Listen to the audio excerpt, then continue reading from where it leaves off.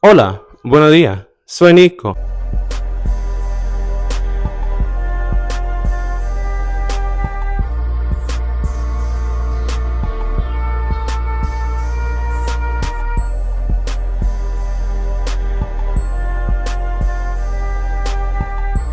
And today we are here for another Nico quick chat. This time we're going to be talking about a topic that I actually talk about often on the main channel. Nico, we're going to be talking about Grandy Glaze being accused of scamming once again. And it's sad because I've had private conversations with Grandy now. I realize he's a decent person. He's a nice guy. He's very sweet. He's very understanding. But he does not know how to properly market his stuff, and I hope this was not intentional because this is a bad look. What do you mean? Basically, he did his first bottoming debut with Jacoby and Alex. I discussed it on my channel. Personally, I feel like the debut could have been a bit more spectacular. They've kind of had him on a couch, and it was just the two of them taking their time doing their due on him, and he was dazed. He had to wear glasses for most of the film. All of them were wearing glasses, so you know what that usually means. So it just was not like a very good debut. It was kind of like low budget. So from there, he began to tease his next bottoming collaboration. And people began to notice when he took a picture with something in his boca, he basically it didn't look real. And people were commenting people were commenting in the comments going, "Is that silicone? Girl, why do you have that piece of rubber in your mouth? I'm not understanding what you're doing." So as the questions begin to swirl, he released the collaboration and he immediately received pushback because once again, he was not telling the full truth. Basically, his collaboration was with a woman, and kind of like C. China said, "I'm pecking that man at the back of the bus, feeling like 3-6 Mafia. I'm gonna fill up his nose with dust." Like, so that's what he was essentially getting done to him. And when he came out and said, "I'm so sorry, I hope that y'all don't think this is a scam," I tried to actually go the right route and do information and research to see if this is still considered bottoming. Because technically it's happening, but it's the lack of information in between. Because people begin to light him up, and he continuously said, "Please don't try to call me a scammer. Please don't try to call me, fraudulent. I'm actively trying hard to make content and not be viewed as that anymore. I'm trying to give you a proper rollout of the stuff you're paying for." And a lot of people just weren't feeling it because they had already subscribed, they already gave their money, and at the end of the day, it was misleading. And he was trying to avoid the term misleading, but that's what it is. And I'm trying to have like kitten gloves with you because we recently had a conversation.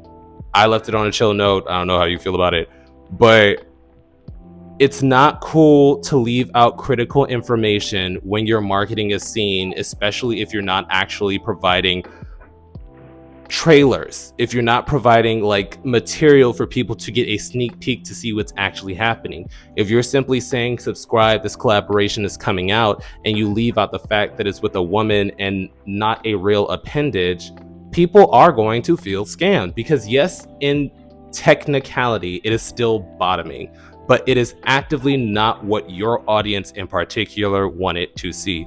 And you know that because throughout your career, you have been called a gay baiter and people have been asking for actual man-on-man content. You recently provided it, and I understand if you don't want to do it again. I understand if you don't want to do it soon, because when we had a conversation, we were talking about a collaboration. But even me, because I do verse content, on my page, I have my preferred topping because that's what I'm better at. But every month, every other month or so, I'll drop like a verse scene just because I know that's what people want. But when I don't want to bottom, I just don't do it. I've had people offer, to collaborate and top, and I'm just like, I don't feel like bottoming right now. And I feel like that's important, that as performers, we set those boundaries, that we are allowed to say, "This is the product that I'm trying to sell to you. I'm making sure that it's a good quality. I'm making sure that it is of proper production. I'm making sure that you're having an enjoyable viewing process. But I am allowed to set boundaries for first my business, but also my body." So once again, performers are allowed to set boundaries because some have been total tops their entire career and they have no want or need to bottom. Grandy, unfortunately, when he came into the industry, led with the fact that he was a super tall basketball player with a really beefy booty.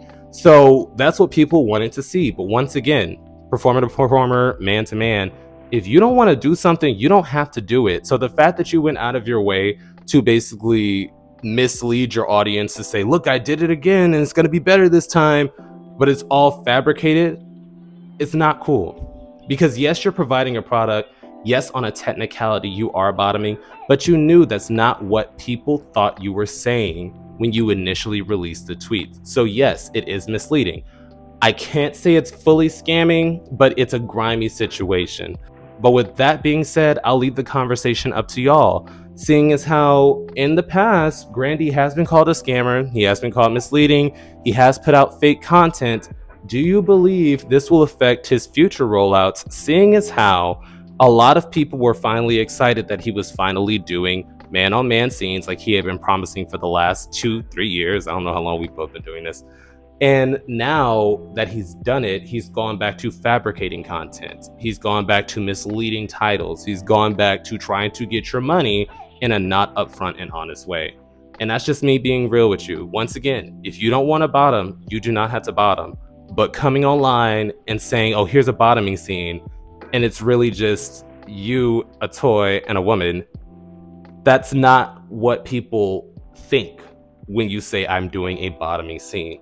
But I'll leave the conversation up to y'all. Do you feel like since it was technically bottoming, he shouldn't be called a scammer? Do you feel like he was being honest with his content, with his audience, by basically saying, hey, a new bottoming scene is coming out, and then posting a crop picture to promote it where you can easily see that that is silicone?